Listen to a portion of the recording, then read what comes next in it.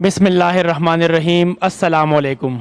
अफलातून जो बहुत बड़ा हकीम और अपने ज़माने के बड़े अक्लमंद लोगों में शुमार होता है और वक्त का बहुत बड़ा फ़लसफ़ी था, और उसकी तहकीकात दुनिया में आज भी मोतबर व मुस्तनद मानी जाती हैं।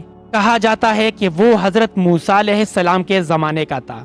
उसके बारे में लिखा है कि वो जंगल में एक मामूली झोंपड़े में रहता था, लोगों से मेल मिलाप नहीं रखता था। अगर किसी को उससे मिलना होता तो पहले से इजाजत लेनी पड़ती थी। वो अल्लाह को तो मानता था मगर रसूलों को नहीं मानता था।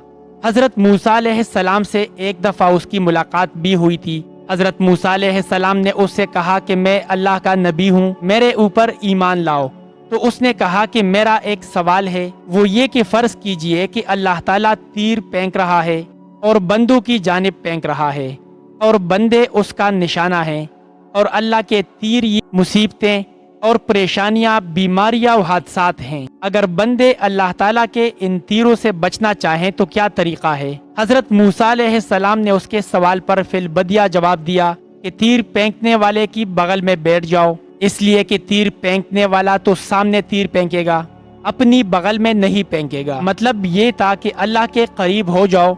जो अल्लाह के करीब हो जाएगा उसे तीर कैसे लगेगा, और जो दूर रहेगा जाहिर है कि उसे तीर लगेगा। जब ये जवाब हजरत मूसा अलैहिस्सलाम ने दिया तो वो खुशी से उछल पड़ा और कहने लगा कि ऐसा फिलबदिया जवाब तो शायद दुनिया में कोई दे न सके, और कहा कि वाकई आप अल्लाह के नबी हैं, मैं मानता हूँ, लेकिन आप जाहिलों के लिए हैं, आपकी मुझे ज़रूरत नहीं, क्योंकि मैं तो बड़ा अक्लमंद और फ़लसफ़ी हूँ।